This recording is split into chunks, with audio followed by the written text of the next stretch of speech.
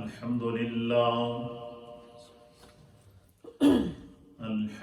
لله نحمده ونستعينه ونستغفره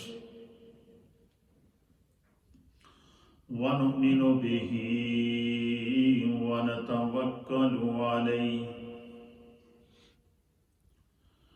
ونعوذ بالله من شرور أنفسنا ومن سيئات أعمالنا من يهده الله فلا مضل له ومن يضلله فلا هادي له ونشهد أن لا إله إلا الله ونشهد أن سيدنا وسندنا ونبينا ومولانا محمدا عبده ورسوله أما بعد فأعوذ بالله من الشيطان الرجيم بسم الله الرحمن الرحيم قل لا أسألكم عليه أجرا إلا المودة في القربى آمنت بالله وصدق الله مولانا العظيم وصدق رسوله النبي الأمين الكريم إن الله وملائكته يصلون على النبي يا أيها الذين آمنوا صلوا عليه وسلموا تسليما اللهم صل وسلم على سيد الأنبياء والمرسلين وعلى آله الطيبين وأصحابه الطاهرين أجمعين الصلاة والسلام عليك يا سيدي يا رسول الله وعلى آلك وأصحابك يا سيدي یا حبیب اللہ۔ حمد و ثناء کے بعد حضرات محترم، محرم الحرام کے بابرکت مہینے میں جہاں آپ نے امام عالی مقام سید الشہداء حضرت امام حسین رضی اللہ تعالیٰ عنہ اور شہدائے کربلا کی قربانیوں کو اور دین مصطفیٰ کی خاطر امام عالی مقام امام حسین رضی اللہ تعالیٰ عنہ کے آفاقی کردار کو تقریباً مختلف سیشنز کے اندر آپ کو ترتیب سے ہم نے سنایا۔ آج کی گفتگو میں اسی معرکہ کربلا میں خاندان نبوت کے ایک پھول جو جگر گوشہ امام عالی مقام تھے، حضرت علی بن حسین المعروف حضور امام زین العابدین رضی اللہ تعالیٰ عنہ، جو اس کربلا کے معرکے میں موجود تھے اور علالت کی وجہ سے آپ زندہ بچ گئے۔ پھر وہاں سے امام زین العابدین کے ساتھ کس طرح کربناک سفر گزرا، کربلا سے کوفہ، کوفہ سے شام، اور شام سے پھر مدینہ طیبہ۔ یہ ایک ایسی دکھ بھری داستان ہے کہ اسے بیان کرنا ناممکن ہے۔ جب میں اسے پڑھ رہا تھا تو مجھ سے پڑھا نہیں جا رہا تھا، تو اس کو بندہ بیان کر کہہ سکتا ہے۔ اتنا سمجھ لیں امام زین العابدین رضی اللہ تعالیٰ عنہ وہ ہیں کہ جو اللہ کی مشیت سے کربلا میں گئے اور پورے کربلا کے منظر کو اپنے سامنے دیکھا، اپنی آنکھوں کے سامنے امام علی مقام امام حسین رضی اللہ تعالیٰ عنہ کا نہ صرف سر قلم ہوتے ہوئے دیکھا، بلکہ کربلا کے بعد جب ان کو قید کر کے زنجیروں سے باندھ کر جو ہے وہ یزید کے دربار کی طرف لے جایا گیا، تو ایک طرف تو پردہ دار خواتین گلشن مصطفیٰ کے گھر کی پردہ دار خواتین قید و بند کی صورتوں سے گزر رہی تھیں، اور دوسری طرف امام زین العابدین کے ہاتھ اور پاؤں زنجیروں سے باندھے ہوئے تھے، اور تیسری طرف ان کے سامنے امام علی مقام امام حسین کا سر نیزے پہ چڑھا کے رکھا ہوا تھا۔ اس منظر کو آپ دیکھیں کہ وہ کیا حوصلہ تھا، وہ کیا صبر تھا، وہ کیا استقامت تھی کہ یہ سب کچھ اپنے سامنے دیکھنے کے باوجود آپ نے مشن امام علی مقام امام حسین کو نہ چھوڑا، اور آج جو کربلا کی داستان ہمارے سامنے موجود ہے، جو فکر امام علی مقام امام حسین ہمارے سامنے موجود ہے، اور نبی پاک صلی اللہ تعالیٰ علیہ وآلہ وسلم کے دین پر چلنے کا جذبہ اور دین پر مر مٹنے کا جذبہ موجود ہے، اس پورے جذبے کو اور اس پوری فکر کو جس ذات نے سلامت کر کے امت تک پہنچایا اور قیامت تک لوگوں کی روحوں پر نقش کیا، اس کا نام امام زین العابدین ہے۔ میں صرف کربلا کو ان کی حالات پر گفتگو کرنے سے پہلے صرف کربلا کا وہ منظر آپ کے سامنے رکھنا چاہتا ہوں جس کو امام زین العابدین جس کو امام حسین رضی اللہ تعالیٰ عنہ کی ہمشیرہ محترمہ حضرت ام المصائب سیدہ زینب رضی اللہ تعالیٰ عنہ نے بیان کیا۔ آپ فرماتی ہیں کہ جیسے ہی کوئی بچہ جاتا شہید ہوتا تو امام اس کو ہاتھوں پر اٹھاتے یا کندھوں پر اٹھاتے اور لا کر خیمے کے سامنے رکھتے، اور ایک ایسا منظر بھی آیا کہ امام علی مقام امام حسین رضی اللہ تعالیٰ عنہ خیمے کے اندر تشریف لائے، آپ کے دونوں ہاتھوں میں حضرت امام علی اصغر تھے 6 ماہ کے، اور ان کے حلق میں تیر پیوست تھا، اور خون آلود آپ کا کرتا تھا، اور لا کر امام پاک نے ان کو اپنی بہن کے حوالے کیا کہ یہ نمنا بھی اللہ کے راستے میں قربان ہو گیا ہے۔ آپ فرماتی ہیں کہ جب تک تو امام حسین کی آواز آتی رہی، اور پھر ایک ایسا موقع آیا، حضرت سیدہ زینب کہتی ہیں کہ امام حسین کی آواز آنا بند ہو گئی، کربلا پر سناٹا چھا گیا، تو مجھے یقین ہوا کہ ان ظالموں نے حضرت امام حسین کو شہید کر دیا۔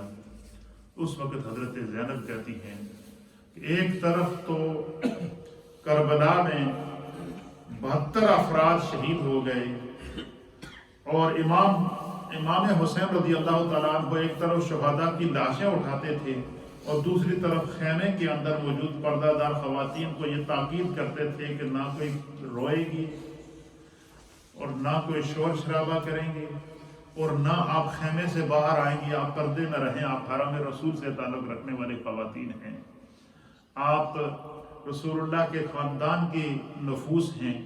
تو حضرت سیدنا امام علی مقام امام حسین رضی اللہ تعالیٰ عنہ، تو خواتین اس وقت تک پردے میں رہی، تو حضرت زینب کہتی ہیں کہ جس وقت امام پاک کی آواز آنا بند ہو گئی اور کربلا میں سناٹا چھا گیا، اس وقت مجھے یقین ہو گیا کہ اب ان ظالموں نے جو ہے امام علی مقام امام حسین کو شہید کر دیا۔ تو پھر وہ کہتی ہے کہ میں خیمے سے باہر آئی تو میں نے دیکھا کہ وہاں لائن سے لاشیں رکھی ہوئی ہیں، ایک نہیں 2 نہیں 72 لاشیں تھیں، اور ان لاشوں میں ایک لاش ایسی بھی تھی کہ جس کا جسم تو تھا، اس کے ساتھ سر نہیں تھا۔ وہ کہتی ہیں کہ میں نے پھر اس کرتے سے پہچانا کہ یہ امام علی مقام امام حسین، ان کو شہید کر کے ان کا سر کاٹ کے وہ ظالم لے گئے تھے۔ تو کہتی ہیں کہ میں ایک عجیب منظر تھا۔ پھر اس منظر کو آپ اہل سیر نے لکھا کہ حضرت زینب نے سامنے لاشوں کو دیکھ کر کہا واہ محمدہ واہ محمدہ، یا رسول اللہ یا حبیب اللہ، ھذا حسین بالآراء، یا رسول اللہ یہ آپ کا حسین ہے، اس کو آپ خود دیکھ لیجیے۔ تو اہل سیر نے لکھا کہ وہ حضرت زینب جو وہاں رسول اللہ سے باتیں کر رہی تھی، تو وہ اس وقت نبی پاک صلی اللہ تعالیٰ علیہ وآلہ وسلم کو اپنے سامنے دیکھ رہی تھی اور اشارہ کر کے کہہ رہی تھی کہ واہ محمدہ واہ محمدہ، ھذا حسین بالآراء، یا رسول اللہ یہ آپ کا حسین ہے، اس کو آپ دیکھ لیجئے۔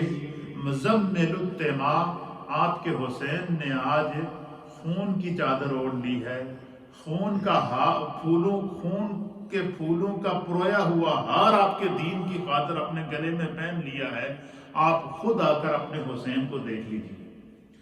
پھر کہتی ہیں کہ میں نے پھر وہ انہوں نے کہا کہ اس کے مقتل اعداء، یا رسول اللہ آپ کے حسین کو دشمنوں نے قتل کر دیا ہے، اور بناتوں کا سبایا، اور یا رسول اللہ آپ خود دیکھ لیجئے کہ آپ کی بچیوں کو ظالموں نے قید کر لیا ہے، وَذُرِّيَّتُكَ مُقَتَّلَةٌ، اور آپ کی اولاد میں سے ایک ایک بچے کو ظالموں نے قتل کر دیا۔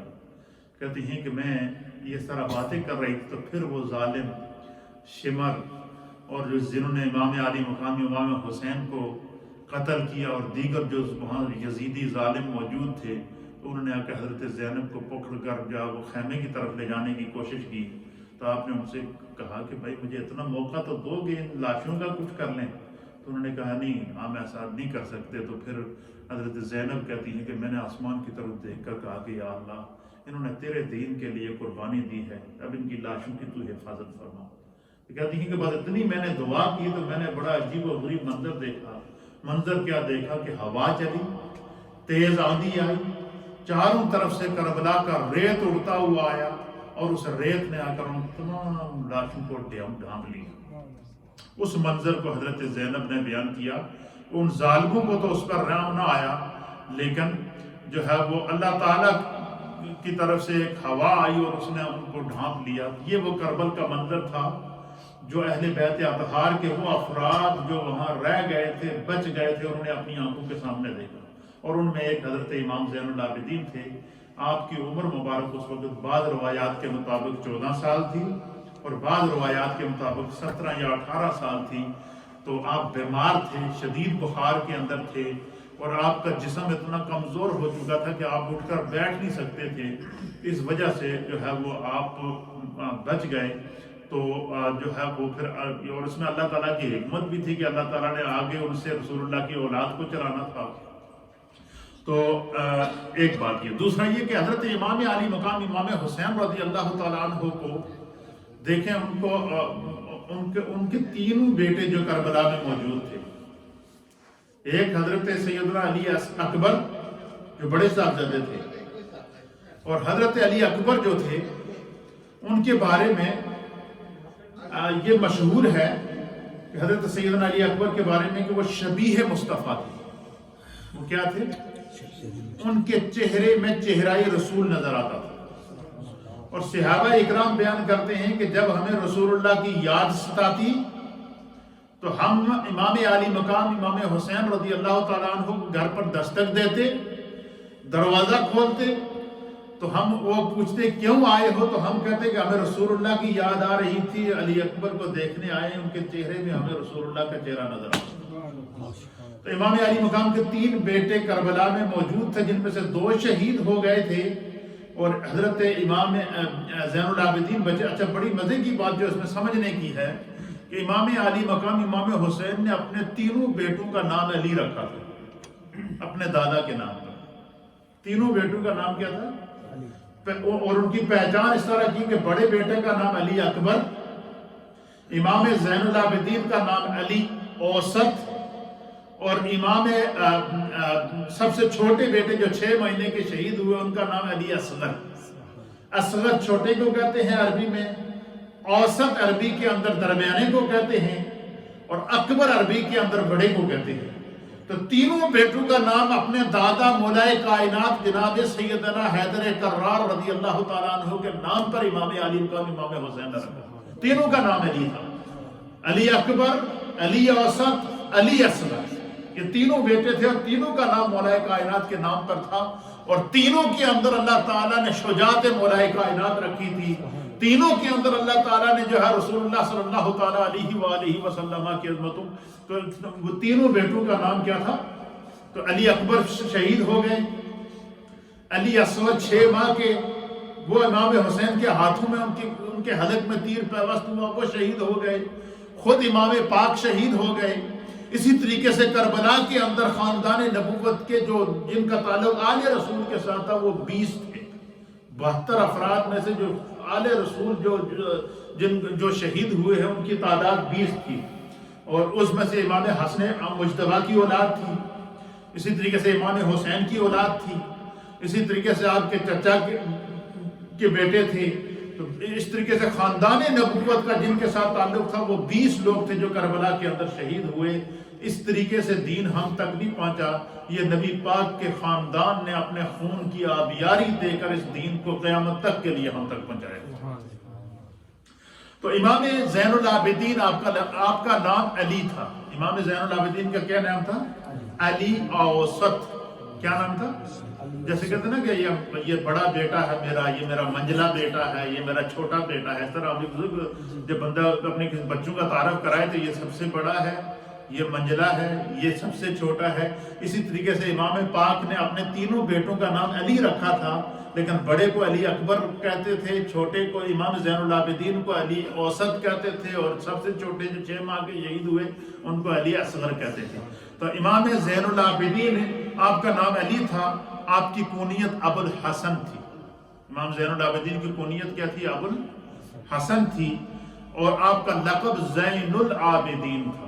زین العابدین کہتے ہیں کہ عبادت والوں کی زینت، عبادت والوں کی عزت، عبادت والوں کی رونق. اور خداوند قدوس نے حضرت امام زین العابدین رضی اللہ تعالیٰ عنہ کو کربلا کا مارکہ اپنے سامنے دیکھنے کے بعد، قید و بند کی صحبتیں برداشت کرنے کے بعد، اور پھر امام زین العابدین رضی اللہ تعالیٰ عنہ کے زہد اور تقوی اور طہارت کا یہ عالم تھا کہ آپ کا زہد اور تقوی کائنات کے لیے ضرب المثل بنا. آپ کو زین العابدین اس لیے کہتے ہیں کہ آپ ہر وقت اللہ کی عبادت میں مصروف رہتے تھے. 5 وقت کی جو فرض نماز ہے وہ تو پڑھتے ہی پڑھتے تھے. اس کے علاوہ جو امام زین العابدین کا یہ طریقہ کار ہوتا تھا کہ ہر روز 1000 رکعت نماز نوافل ادا کرتے. اس بنا پر آپ کو زین العابدین کہتے ہیں. پھر اسی طریقے سے امام زین العابدین کا ایک لقب آپ کو سید الساجدین کہتے ہیں. کیا کہتے ہیں؟ آپ کا ایک لقب سجاد بھی ہے. اور سجاد کہتے ہیں جو ہر وقت اپنے رب کو سجدہ کرنے والا. اور اسی طریقے سے آپ کو سید الساجدین بھی کہتے ہیں. وہ سید الساجدین اس لیے کہتے ہیں کہ امام زین العابدین رضی اللہ تعالیٰ عنہ کا یہ معمول ہوتا تھا کہ جب بھی کوئی نیکی کرتے تھے اور نیکی کرنے کے بعد سب سے پہلے سجدہ شکر ادا کرتے تھے. جب بھی کوئی کار خیر کرتے سجدہ شکر ادا کرتے. جب بھی کوئی نیکی کا کام کرتے سجدہ شکر ادا کرتے. اس بنا پر آپ کو جو ہے وہ آپ کا ایک لقب سجاد بھی تھا، سید الساجدین بھی تھا. تو آپ نبی پاک صلی اللہ علیہ وسلم کی باغ نبوت کے گلے تر تھے. اور حضور نبی علیہ الصلوۃ والسلام کی حدیث ہے، اور علماء اور محدثین نے لکھا کہ امام زین العابدین کا مارکہ کربلا میں بچ جانا، اس کی بھی سرکار دو عالم صلی اللہ علیہ وسلم نے پہلے سے پیشن گوئی کر دی. کیوں؟ دیکھیں امام حسین کی شہادت کی بھی پیشن گوئی نبی علیہ الصلوۃ والسلام نے کر لی. وہ حدیث میں آپ کے سامنے پہلے پیش کر دی. پھر حضور نبی علیہ الصلوۃ والسلام نے ارشاد فرمایا، میرے سامنے حدیث ہے، اس کو امام حاکم نے نقل فرمایا ہے. اسی طریقے سے یہ صحیح حدیث ہے اور مسلم محدثین نے اس کو نقل کیا. حضرت جابر بن عبداللہ رضی اللہ تعالیٰ عنہ اس حدیث کے راوی ہیں. آپ بیان کرتے ہیں کہ قال رسول اللہ صلی اللہ تعالیٰ علیہ وآلہ وسلم، کہ حضور نبی علیہ الصلوۃ والسلام نے فرمایا کہ لِكُلِّ بَنِي أُمٍّ أُسْبَةٌ يَنْتَمِعُونَ إِلَيْهِ. حضور نبی علیہ الصلوۃ والسلام نے فرمایا کہ ہر ماں کے بیٹوں کا آبائی خاندان ہوتا ہے. آبائی خاندان وہ ہوتا ہے کہ جو باپ کی طرف سے خاندان ہو. انسان کی جو بھی دنیا میں اولاد ہے وہ اس کا جو نسب ہے وہ اس کے باپ کی طرف سے پہچانا جاتا ہے. تو حضور اللہ نبی علیہ الصلوۃ والسلام نے فرمایا لِكُلِّ بَنِي أُمٍّ اُسْوَةٌ، حضور نے فرمایا کہ ہر ماں کے بیٹوں کا جو ہے وہ آبائی خاندان ہوتا ہے، يَنْتَمِعُونَ إِلَيْهِمْ، جس کی طرف سے وہ پہچانے جاتے ہیں کہ کہتے ہیں یہ فلاں خاندان کا ہے، یہ فلاں کا بیٹا ہے، یہ فلاں کا بیٹا ہے، یہ فلاں کا بیٹا ہے. فرمایا یہ قانون قدرت ہے کہ ہر ماں کا جو بیٹا ہوتا ہے ان کا آبائی خاندان ہوتا ہے اور وہ اس کی طرف منسوب ہوتے ہیں. الا ابن فاطمہ تھا، حضور نے فرمایا لیکن یہ کرائیٹیریا میری فاطمہ کے لیے نہیں، فاطمہ کے بیٹوں کے لیے نہیں. وہ فرمایا کیوں نہیں ہے؟ فرمایا کہ فانا ولیہما وعصبتہما، حضور نے فرمایا کہ ان کا ولی بھی میں ہوں اور ان کا عصبہ بھی میں ہوں، یعنی فاطمہ کی جو اولاد ہے ان کا جو خاندانی تعارف ہوگا وہ مجھ مصطفیٰ سے کیا جائے گا. روئے زمین کے ہر انسان کی پہچان فرمایا اس کا خاندان اس کے باپ سے چلے گا اور اس کو اس کے باپ کے نام سے پکارا جائے گا، لیکن میری فاطمہ کو جو بیٹے ہیں فرمایا کہ ان کی جو اولاد ہے ان کا عصبہ بھی میں ہوں، ان کا ولی بھی میں ہوں اور ان کی پہچان میری سے ہوگی، اور اسی لیے ان کو آل رسول کہتے ہیں. اسی لیے ان کو آل رسول کہتے ہیں. حضور اللہ نبی علیہ الصلوۃ والسلام نے کیوں؟ اس میں خدا کی حکمت تھی. حکمت یہ تھی کہ اللہ تعالیٰ اس سے پہلے جتنے تاریخ انبیاء آپ اٹھا کر دیکھیں کہ نبیوں کے حضرت ابراہیم علیہ السلام کو اللہ نے بیٹا دیا، اسماعیل علیہ السلام وہ نبی اللہ کے. حضرت زکریا علیہ السلام کو اللہ نے بیٹا دیا یا اللہ وہ بھی اللہ کے نبی. حضرت داؤد علیہ السلام کو اللہ نے بیٹا دیا سلیمان، وہ بھی اللہ کے نبی. تو اس سے پہلے یہ اصول چلا آ رہا تھا کہ ہر نبی کا جو بیٹا ہوتا تھا تو ان میں سے اکثر وہ ہوتے تھے کہ جن کو اللہ تعالیٰ نے نبی کو بھی نبوت عطا فرمائی، ان کے بیٹے کو بھی نبوت عطا فرمائی. اب چونکہ اللہ تعالیٰ نے سلسلہ نبوت نبی علیہ الصلوۃ والسلام کی ذات پر ختم کر دیا تھا اور حضور علیہ الصلوۃ والسلام کو اللہ نے 2 بیٹے عطا فرمائے، آپ کو اللہ نے بیٹے عطا فرمائے، لیکن بچپن میں ہی ان کا وصال ہو گیا. اس کی وجہ یہ تھی کہ ممکن تھا کہ کسی کے ذہن میں آتا کہ یہ نبی کا بیٹا ہے، یہ بھی نبی ہے، اس لیے اللہ نے نبوت ختم کر دی تھی. اب اللہ تعالیٰ نے نبی کی اولاد کو قیامت تک کے لیے قائم رکھا اور اس کا سلسلہ سیدہ فاطمہ زہرا سے ہوتا ہوا رسول اللہ صلی اللہ علیہ وسلم تک. اس لیے حضور اللہ نبی علیہ الصلوۃ والسلام نے فرمایا کہ ہر ماں کے بیٹوں کا آبائی خاندان ہوتا ہے جس سے وہ پہچانے جاتے ہیں، لیکن میری فاطمہ کا جو آبائی خاندان ہے، جو میری فاطمہ کے جو بیٹے ہیں وہ ان کا آبائی تعارف مجھ مصطفیٰ سے ہوگا اور میں ہی ان کا ولی ہوں اور میں ہی ان کا عصبہ ہوں. اور دوسری روایت کے اندر یہ بھی حضرت جابر رضی اللہ تعالیٰ عنہ سے ہے، نبی اکرم صلی اللہ تعالیٰ علیہ وسلم نے فرمایا قال رسول اللہ صلی اللہ تعالیٰ علیہ وآلہ وسلم ان اللہ جعل ذریۃ کل نبی فی صلبہ، کہ بے شک اللہ تعالیٰ نے ہر نبی کی اولاد کو اس نبی کی پشت سے پیدا کیا. کیا فرمایا کہ بے شک اللہ تعالیٰ نے ہر نبی کی اولاد کو اس کی پشت سے پیدا کیا. وَإِنَّ اللَّهَ جَعَلَ ذُرِّيَّتِي فِي صُلْبِ عَلِيِّ بْنِ أَبِي طالب، مگر اللہ تعالیٰ نے میری اولاد کو علی ابن ابی طالب کے صلب سے پیدا کیا اور ان کا عصبہ میں ہوں. تو یہ اتنا بڑا اعزاز ہے کہ آل رسول کا پھر قیامت تک کے لیے رسول اللہ کی آل سے آگے حضور کی نسل کا چلنا تھا. اس لیے اللہ حضور نے فرما دیا کہ میری جو آل ہوگی یہ فاطمہ سے چلے گی، علی سے چلے گی.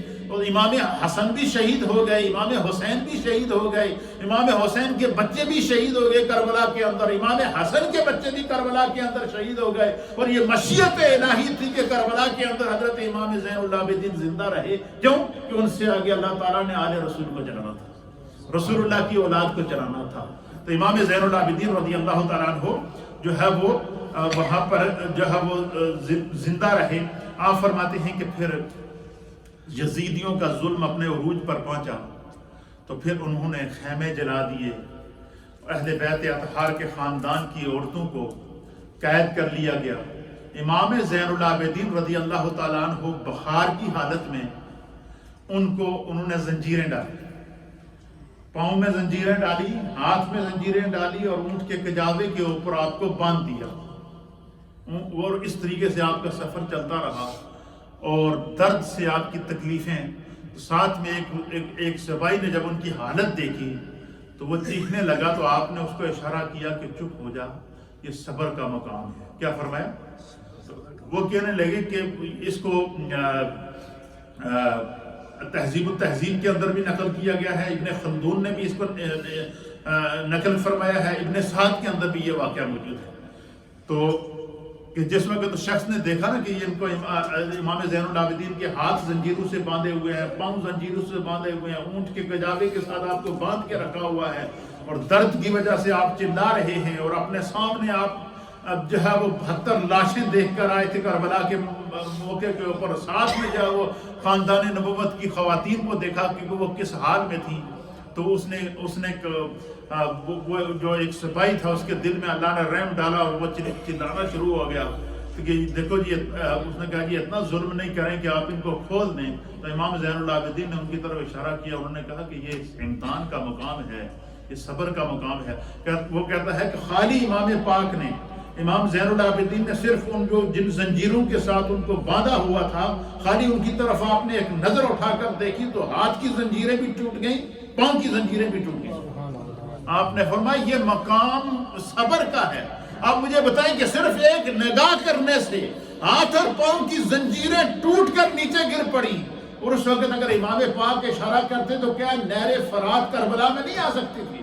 وہ امتحان کا وقت تھا، وہ صبر کا وقت تھا. ان اللہ مع الصابرین، انہیں اللہ کی معیت چاہیے تھی.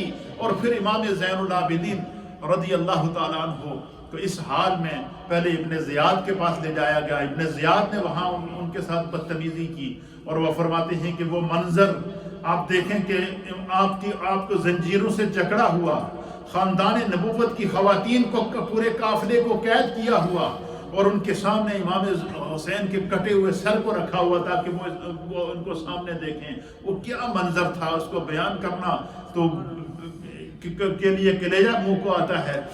تو ان تمام مناظر کو دیکھنے کے بعد حضرت امام زین العابدین رضی اللہ تعالیٰ عنہ پھر وہ پہلے ابن زیاد کے پاس، پھر وہاں سے آپ کو یزید کے دربار میں لے جایا گیا.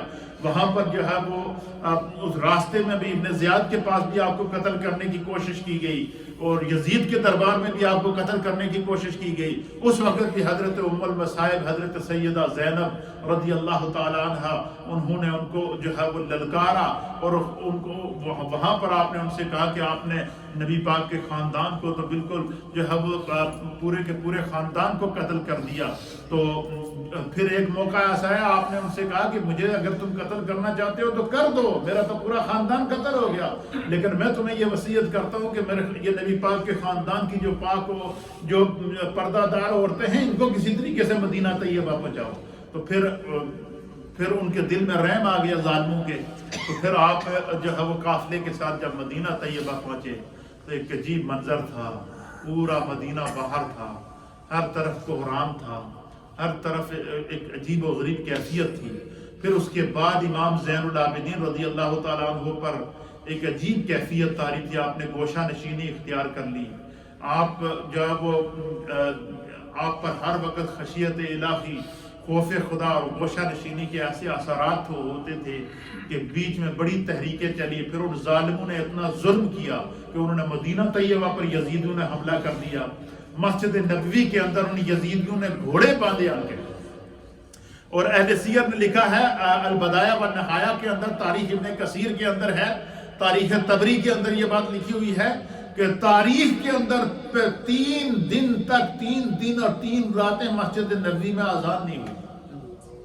حضرت سعید ابن مسیب یہ بڑے عظیم تابعی ہیں، بہت بڑے اللہ کے ولی ہیں.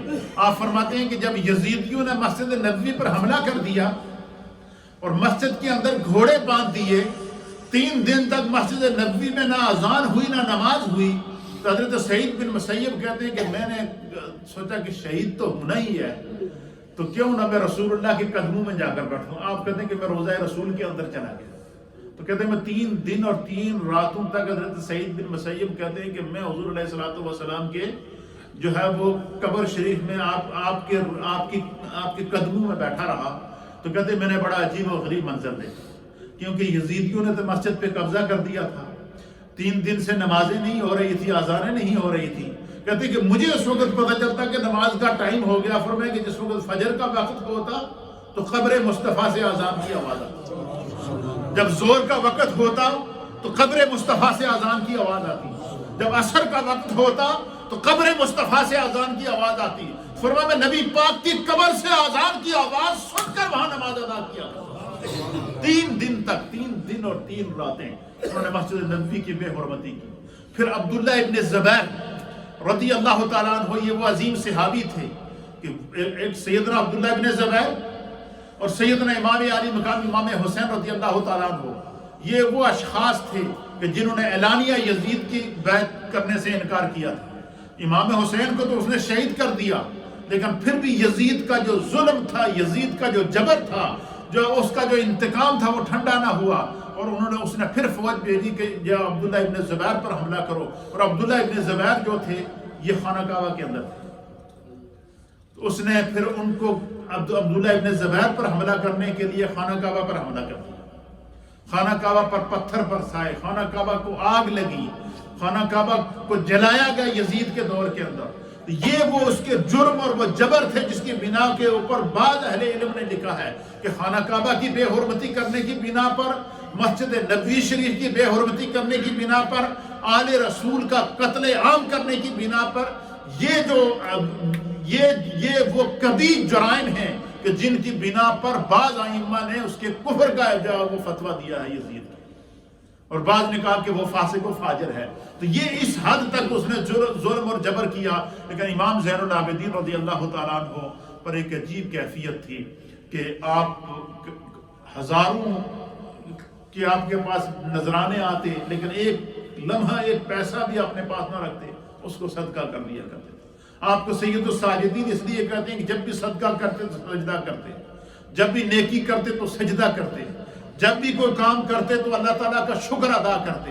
تو حضرت سیدنا امام زین العابدین رضی اللہ تعالیٰ عنہ جو ہے وہ آپ کو اللہ تعالیٰ نے آپ پر یہ جو ہے وہ کرم کیا تھا کہ پھر آپ سے آگے آل رسول چلی۔ آپ کی خشیت الہی کے بارے میں علماء اور محدثین نے لکھا ہے، اہل سیر نے لکھا ہے کہ آپ کا دل خشیت الہی سے ہر وقت لبریز رہتا، ہر وقت آنکھ سے آنسو چلتے، کوئی لمحہ ایسا نہیں تھا امام زین العابدین کی آنکھ خشک ہوئی ہو۔